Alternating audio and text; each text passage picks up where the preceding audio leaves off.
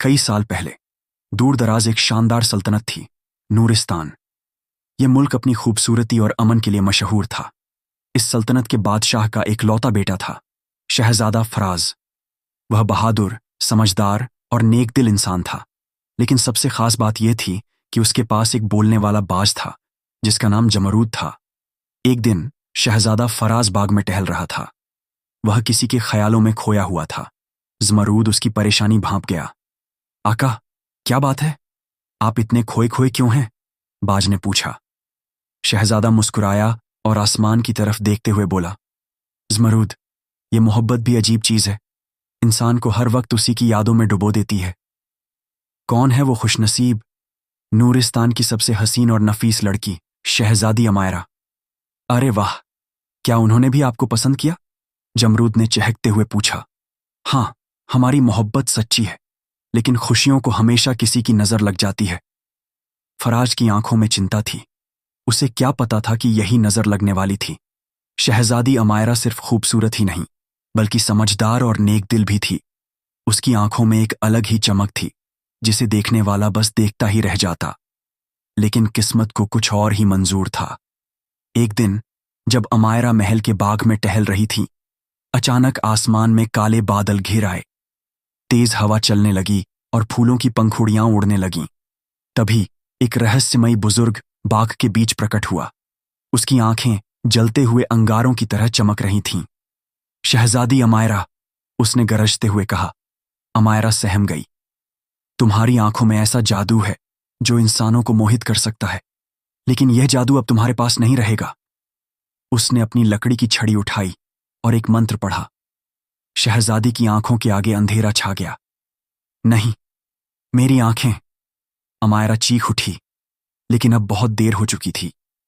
जब शहजादा फराज को इस हादसे का पता चला तो उसका दिल जैसे बैठ गया। वह दौड़ता हुआ महल पहुंचा और अमायरा के पास आया। अमायरा, मैं तुम्हें इस हाल में नहीं देख सकता। मैं कुछ भी करूंगा, लेकिन तुम्हारी आंखों की रोशनी लौटाकर ही रहूंगा। अमायरा ने रोते हुए कहा, अगर मेरी तकदीर में अंधेरा लिखा है तो मैं इसे अपना मुकद्दर मान लेती हूं, लेकिन मैं तुम्हें किसी खतरे में नहीं डाल सकती।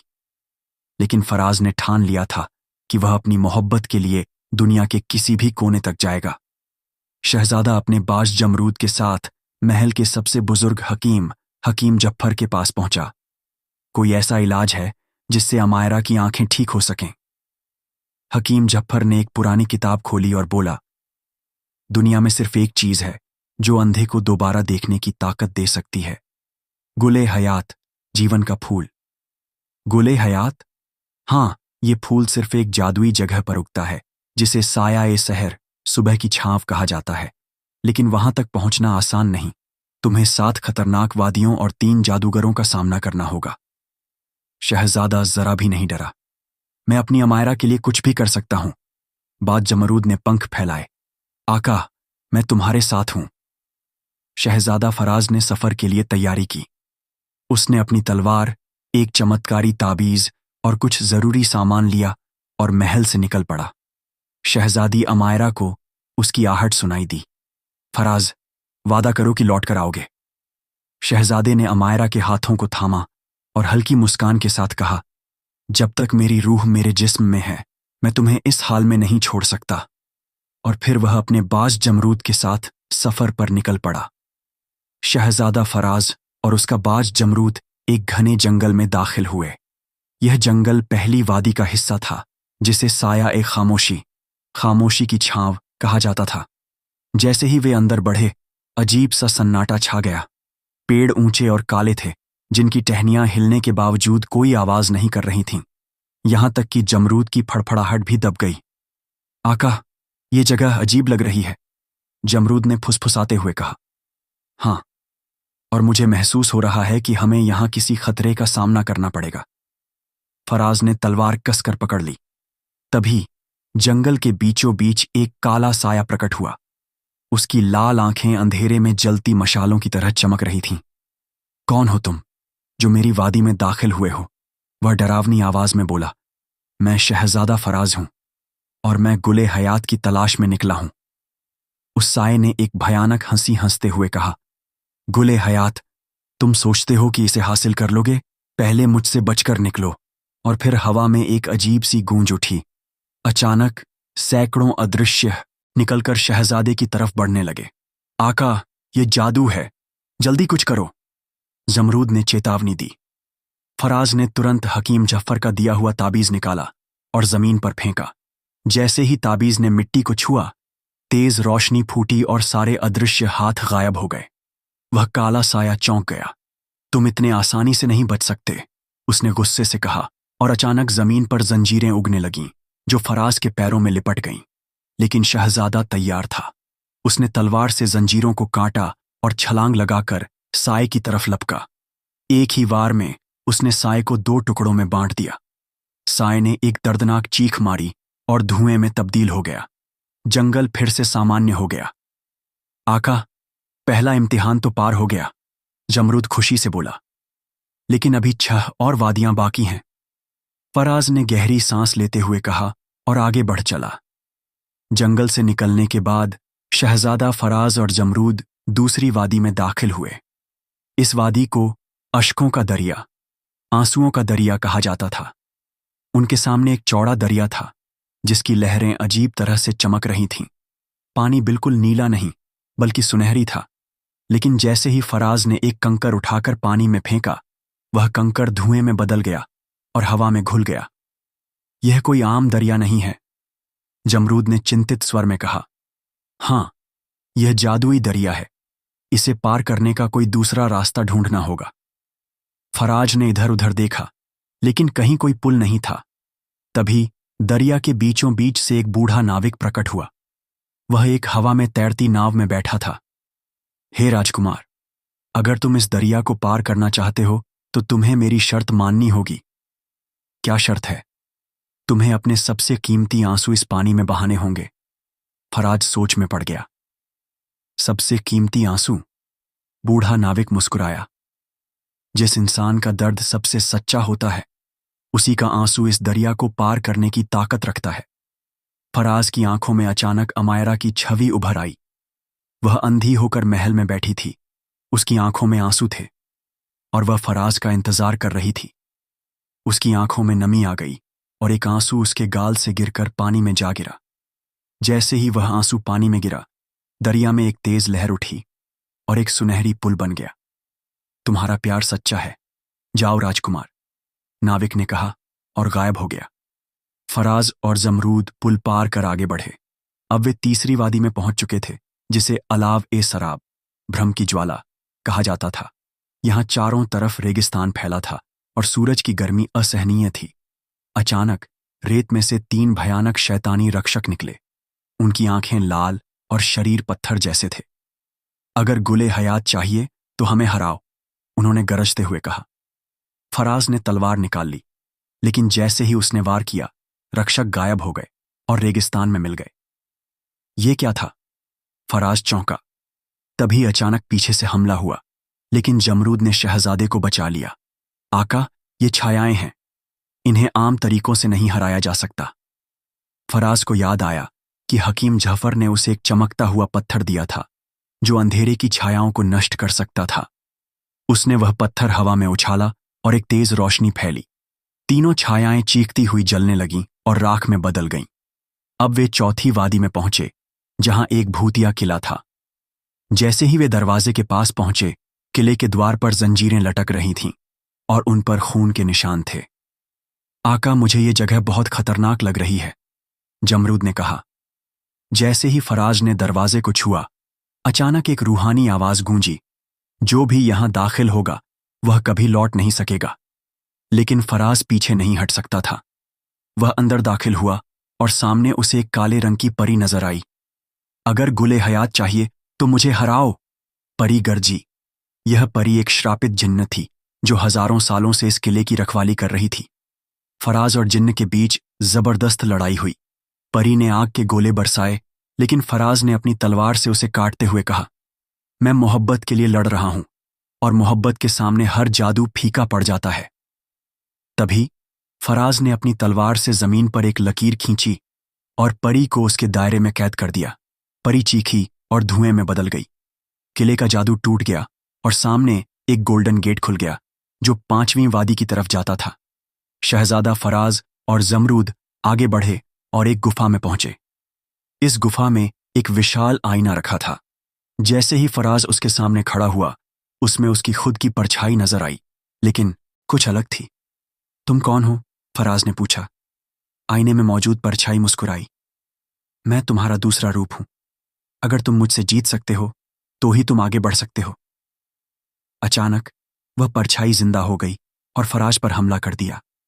अब यह लड़ाई फराज और उसके खुद के बीच थी। उसकी कमजोरी, उसका डर, उसकी शंकाएं। क्या तुम सच में इतना मजबूत हो कि अमायरा को बचा सको?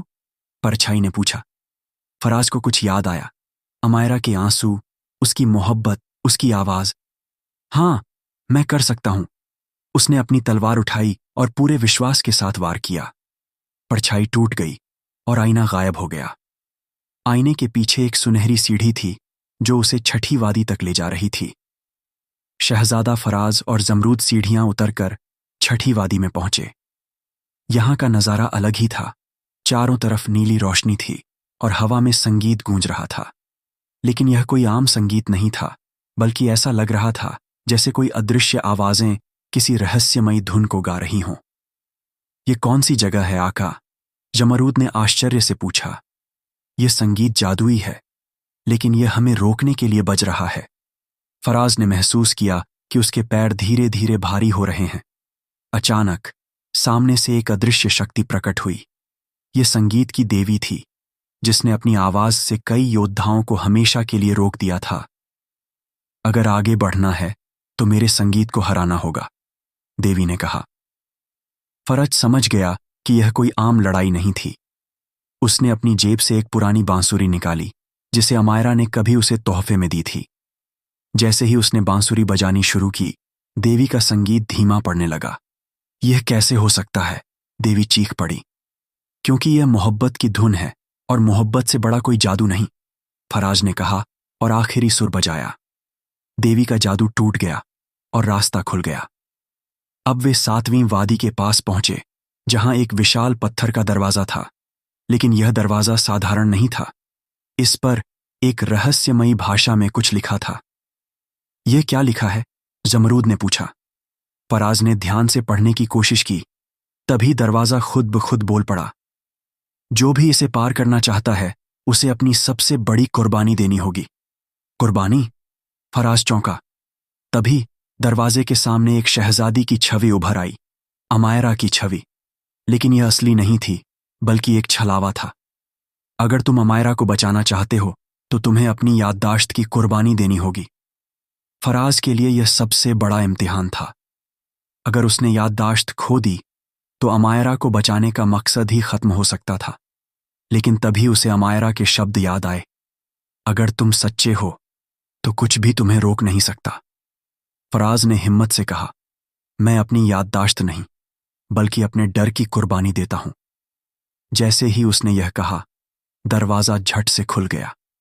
दरवाजे के पार एक सुंदर झील थी। इसका पानी इतना साफ था कि उसमें भविष्य की झलकियां दिख रही थीं। जैसे ही फराज ने उसमें झांका, उसे एक भयानक दृश्य दिखाई दिया।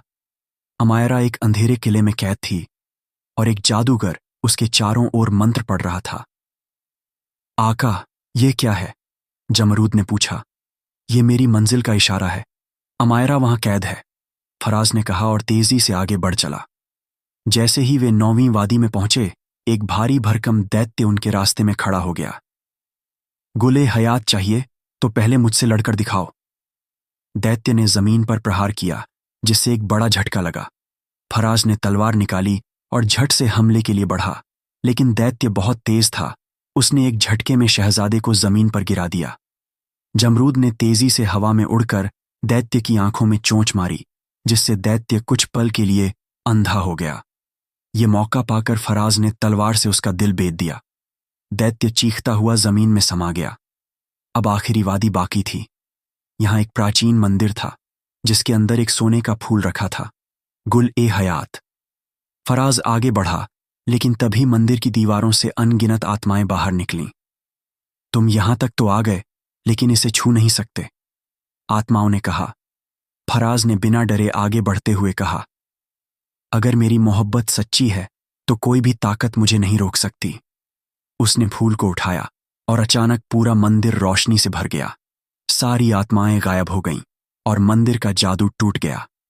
आका, हमने कर दिखाया, जमरूद खुशी से चिल्लाया। फराज ने गुले हयात को सीने से लगाया और घोड़े पर सवार होकर महल की ओर चल पड़ा। शादी के बाद पहली सुबह अमायरा और फराज महल की छत पर खड़े थे। सूरज की हल्की किरणें और उसने मुस्कुराते हुए कहा, अब यह रोशनी पहले से भी ज्यादा खूबसूरत लग रही है। फराज ने उसका हाथ थाम लिया, क्योंकि अब तुम्हारी आंखों में मेरी मोहब्बत का नूर भी समा गया है। महल के बाहर जनता खुशी से नाच रही थी, शहनाइयां बज रही थीं और पूरे राज्य में मिठाइयां बटीं। आका, अब क्या इरादा है? जमरूद ने मजाक में पूछा। अब हमें सल्तनत संभालनी है और अपनी मोहब्बत को हमेशा के लिए अमर बनाना है, फराज ने दृढ़ता से कहा। शादी के कुछ दिन बाद महल के बाहर एक अजनबी आया। वह काला चोगा पहने हुए था और उसकी आंखें चमक रही थीं। मुझे बादशाह से मिलना है, उसने दरबानों से कहा। दरबार में प्रवेश करने पर उसने फराज और अमायरा को देखा और धीरे से मुस्कुराया। मैं एक व्यापारी हूं, लेकिन मेरे पास ऐसी खबर है जो आपके लिए बहुत अहम है। फराज सतर्क हो गया। क्या खबर है? गुल-ए-हयात का असली मालिक अब तक जिंदा है और वह इसे वापस लेने आ रहा है। महल में सन्नाटा छा गया। फराज और अमायरा ने तुरंत राज्य के पुराने ग्रंथों की खोज शुरू कर दी। उन्होंने जाना कि गुल-ए-हयात कभी एक देवता का था, जिसे एक दुष्ट जादूगर ने चुरा लिया था। अगर वह जादूगर लौट रहा है तो हमें तैयार रहना होगा। फराज ने सेना को इकट्ठा किया और राज्य की सुरक्षा बढ़ा दी। लेकिन एक रात अमायरा ने अपने सपने में एक रहस्यमयी परछाई देखी। तुमने मेरी अमानत चुरा ली, अब मैं तुम्हारी दुनिया उजाड़ दूंगा। वह चौंक कर उठ बैठी। अगले दिन महल की नदियों का पानी अचानक काला हो गया। आकाश में स्याह बादल छा गए और लोगों के दिलों में अजीब सा डर बैठ गया। जमरूद ने हवा से खबर लाकर दी, आका, एक काला धुआं महल की तरफ बढ़ रहा है। फराज ने तलवार उठाई। यह जादूगर हमें आसानी से नहीं हरा सकता। लेकिन जैसे ही धुएं ने महल को घेर लिया, सभी दियों की रोशनी बुझ गई। रात के अंधेरे में जब सब सो रहे थे, जादूगर की छाया महल में दाखिल हुई। अमायरा अपने कक्ष में अकेली थी जब अचानक हवा तेज चलने लगी। कौन है वहां? लेकिन कोई जवाब नहीं आया। तभी एक काले हाथ ने उसे पकड़ लिया और वह अचानक हवा में गायब हो गई। जब फराज सुबह उठा तो अमायरा को न पाकर वह पागलों की तरह उसे ढूंढने लगा। यह जादूगर की चाल थी। जमरूद ने आसमान में उड़ते हुए अमायरा का पता लगाया। आका, वह उत्तर की ओर एक किले में कैद है। फराज ने सेना तैयार की और उस किले की तरफ बढ़ा।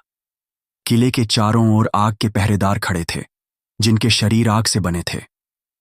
अगर हमें अमायरा को बचाना है तो हमें इन्हें हराना होगा। फराज ने तलवार खींची और जमरूद ने अपने पंखों से तूफान खड़ा कर दिया। किले के अंदर अमायरा जंजीरों में बंधी थी। जादूगर हंसते हुए बोला, अब तुम्हारा शहजादा भी मुझे नहीं रोक सकता। लेकिन तभी दरवाजे पर एक तेज प्रहार हुआ। फराज अंदर घुस आया और गरजते हुए बोला, मैं तुम्हारा अंत करने आया हूं। जादूगर ने आग की लपटें छोड़ीं, लेकिन फराज ने गुल-ए-हयात की पंखुड़ियों से ढाल बनाकर उन्हें रोक दिया। जादूगर ने आखिरी चाल चली, अगर मैं नहीं रहूंगा तो अमायरा भी नहीं रहेगी। उसने एक जहरीला तीर अमायरा की तरफ चलाया, लेकिन फराज ने खुद को उसके आगे कर दिया। तीर उसके सीने में लगा और वह जमीन पर गिर पड़ा। अमायरा चीख उठी, फराज! जादूगर ने सोचा कि उसने जीत हासिल कर ली, लेकिन तभी गुल-ए-हयात की रोशनी फैली और तीर का जहर गायब हो गया। फराज खड़ा हुआ और बिजली की रफ्तार से जादूगर की छाती में अपनी तलवार घोंप दी। अब तुम्हारा जादू हमेशा के लिए खत्म। जादूगर की चीखों के साथ पूरा किला हिलने लगा। किला ढहने लगा, लेकिन फराज ने अमायरा को बाहों में उठाया और भाग निकला। जैसे ही वे बाहर आए, पूरा किला जलकर राख हो गया। अमायरा ने रोते हुए फराज को गले लगा लिया। तुमने मुझे फिर से बचा लिया, फराज ने मुस्कुराते हुए कहा, क्योंकि मैं तुमसे बेइंतहा मोहब्बत करता हूं। महल लौटने पर राज्य में फिर से रोशनी फैल गई। जश्न मनाया गया और फराज और अमायरा हमेशा के लिए एक दूसरे के हो गए। जमरूद ने उड़ते हुए कहा, आका, अब मैं आराम कर सकता हूं। सब हंस पड़े और इस तरह मोहब्बत की यह दास्तान अमर हो गई।